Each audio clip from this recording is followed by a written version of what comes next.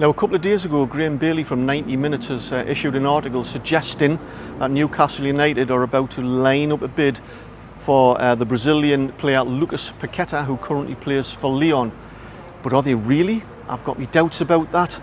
Talk of Newcastle signing Lucas Paqueta has been rife for months amongst the Newcastle fans. But why haven't Newcastle United put a bid in for this player? Yes, they admire the player. Yes, he's a great player. Yes, he's Bruno Guimaraes' best mate. And yes, it would create this magical Brazilian threesome in the Newcastle midfield that would probably bag some goals. But is he the right fit for Newcastle? Would we put him in the best position that he would like to be in? And are we going to pay the right sort of money for a player like this? But also in this video, I'm going to talk about some breaking news as well, that Newcastle could be about to launch a bid for the Portuguese young centre forward Gonçalo Ramos, who is 21 years old, currently plays for Benfica. Now, Fabrizio Romano has issued this little statement in a tweet, and when he tweets something, that's the point where I normally start to pay attention. He does fit all the criteria, very similar sort of player and experience to Ekechiki, who obviously went on to PSG. So in this video, we're going to talk about these things and a bit more. It's coming up.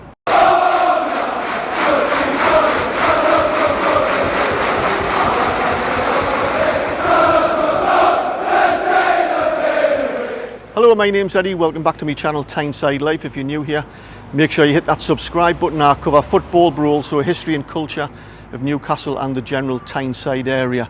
But also next week I hit the 12-month point, the anniversary of me starting this channel, and I'm on 19,500 subscribers.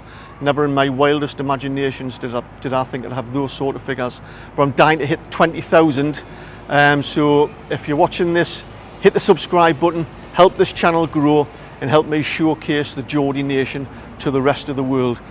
Now, before we start getting into the main crux of this video, talking about Lucas Paqueta and Ramos, I just want to mention and talk a little bit about something I started a few weeks ago, which has went down really well, and that's some outside guided tours of St James's Park, where I look at the history, but also the politics and the history and the culture and the conservation of the surrounding area and possible expansion of St James's Park, and the things we can't do and things we could and possibly and might not do.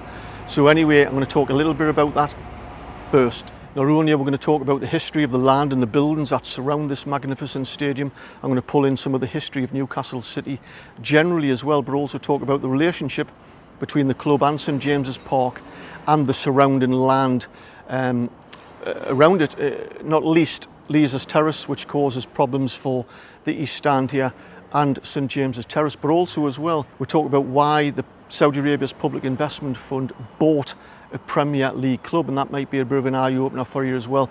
Because if you look at this purely through the eyes of a Newcastle United supporter, I can almost guarantee you're going to have a distorted understanding of the reality of the situation. The High Street Group going into administration is old news. I talk about the up-to-date news about what's going on with these developments behind the Gallagher end. So if you come on this tour, I can guarantee you're going to have a fuller and broader understanding of the complexities of everything that's going on around St James's Park, but you'll probably almost certainly have changed your initial opinion as well. So like I say, these guided tours have been a massive success, so I've just released 3 more dates: Wednesday the 17th, Thursday the 25th of August and Thursday the 1st of September, all 6 p.m. till 7:30, an hour and a half, all for just £10. Get onto my website, tynesidelife.com, follow the links for guided walks and get yourself booked on a tour. Right, back to the football on this fabulously scorching hot day, and who would have thought I'd be doing a video talking about a Brazilian international and shedding some doubt on whether he's going to be suitable to come into Newcastle United. That's testament to how far we've come as a club in just a few months. But also as well, I'm not one to do speculation videos, and I do these with a big gulp. The last one I did was about Sven Botman, and of course he signed.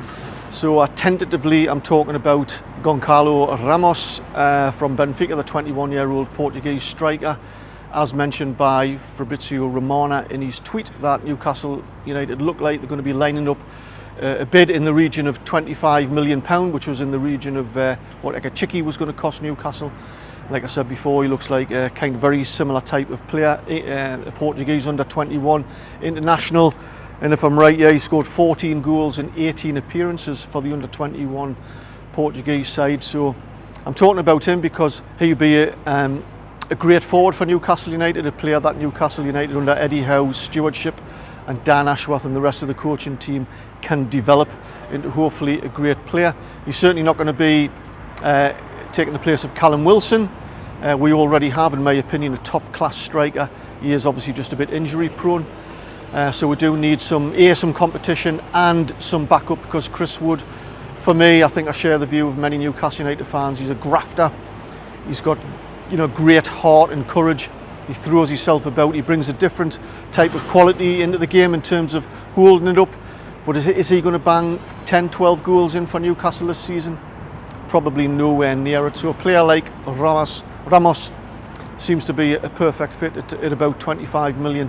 And Newcastle have made no secret for quite a few months now that they're constrained by financial fair play, that they're going to build the club slowly to get the right players in at the right price and players that they can develop over the long term. They're not just going to buy individuals for overinflated prices. Keith Downey, in a recent article yesterday, I think it was, he said the budget is probably around about 80 to 90 million for this transfer window, which isn't far off what I estimated at the beginning. Of course, I'm not involved in any backroom conversations with the club, but I estimated that would probably spend around about 100 million this transfer window. So when they were talking about 55, 60 million pound and fans getting excited about bringing Lucas Paqueta in for this sort of money, I haven't got excited by this at all, because AC Milan bought him for 34 million about 4 years ago, sold him on to Lyon for 18 million just 2 years ago.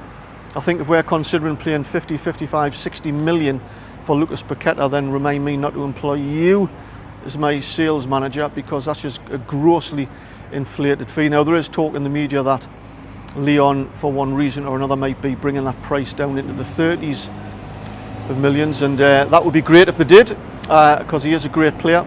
I think he'd work well with Bruno, but he is a player, in my opinion, that's probably only valued at around about 30 million. At the beginning of this transfer window, Eddie Howe has made no secret about the positions that he wanted to strengthen, which was centre-back, goalkeeper, a forward, a right wing, and of course we've got a left back as well in Matt Targett. So yeah, we've been after a dynamic and fast and creative right winger, but also a centre forward that's going to have some competition and a backup for Callum Wilson. Now, that's been really difficult to come by, as you've seen as the transfer window has unfolded, where players have either just been out of the price range or have just been interested by going to other clubs. So it's been really difficult for Newcastle. Then they turned to James Maddison, Leicester. I'm a big fan of James Maddison. He's a great attacking midfielder with a lot of creativity about him, very versatile, and he'll bag 10 or 12 goals for you.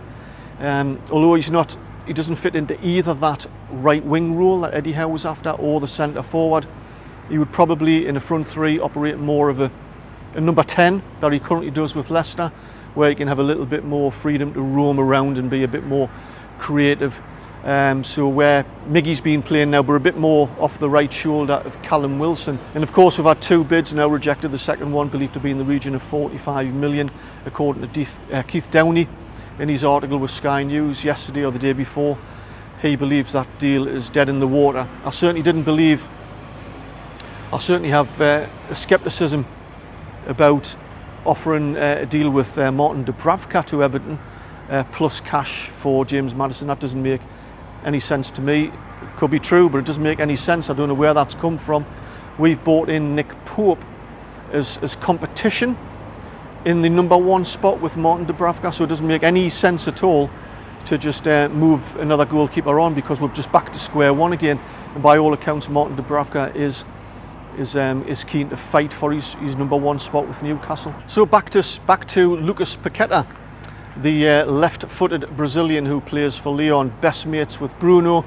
I don't think there's any secret Bruno would love Paqueta to come to Newcastle. I'm sure Newcastle are big admirers of Paqueta. But all along, A was the price, which I've mentioned before, but secondly, where would we play Paqueta? He has said in an article recently with another publication that his preferred position, although he's a central midfielder, he's left-footed, he prefers left centre midfield. Of course, if he played in that position for Newcastle in that three-man midfield that Eddie Howe prefers, that would be in place of Joe Linton, so that's not going to happen. I don't think he would come in to replace Bruno in the centre of midfield. Bruno's looked to be an absolute crucial kingpin in that centre midfield position. So we could have a left-footed Brazilian midfielder, an attacking midfielder, playing in the Joe Willock position on the right-hand side of midfield. Now, that seems counterintuitive to me at this level where, you know, tiny margins matter, putting a left-footed player in a right-footed position. But having said that, in the game at the weekend for Lyon, he did play in a three-man midfield on the right-hand side. So he is capable of doing that. My view is that why would we fork out potentially 40 plus million for this type of player when we already have Joe Willock? Joe Willock is he's a couple of years younger than Paqueta. He's English. He's got bags of potential. He has a really good start to this season. And in my opinion, if he keeps fit throughout the season, he's going to bag us 8 to 10 goals, which is roughly what Paqueta would bring anyway. So to me, it just seems like even if we bought Paqueta, we're forking out and dipping into our transfer pot for a luxury, a player that we don't really need. But Willock is going to get better and better under Eddie Howe, and he's already here. He's already got Premier League experience. He's already been banging in some goals, and he's going to bang in some more goals. So with a budget left of anywhere between 40 and 50 million, we do have some money to spend. It looks like if we go for Gonçalo or Ramos for about 25 million, I think that's probably where we would finish if we do manage to get this player in. And it would just it would complete that little jigsaw, other than that right wing position which Eddie Howe's been keen to strengthen. But you know, we're okay. You know, for both nobody else, I'm of the opinion that we're going to finish 8th or 9th this season. We're going to be a really very tidy side. So anyway, those are my views on Lucas Paqueta. Great player, yeah. With the right price of about 30 million, I'd love to see him come in. I've got concerns about where we'd put him, and to the detriment of the rest of the team that we've already got here, where I think we'll be forking out money, dipping into our financial fair play pot on a player that we don't really need, and who would just be a bit of a luxury at this stage of our development. I prefer to go with Willock at the moment, and one or two other options that we've got at the club. And Ramos, yeah, tentatively doing a bit of a speculation thing with him. It would be nice, I think, to get a player like that at Newcastle, young, fast. He's going to score some goals, bit of competition, and a player that can develop with the club. So anyway, let me know what you think in the comments below, because I don't know. I'm not talking to the board at Newcastle about who they're going to buy and how much they're going to spend. Let us know what you think. I love balanced comments, you know, with a little bit of reasoning as to why you think certain things. And if you like the video, give us a thumbs up. And until next time, catch you later.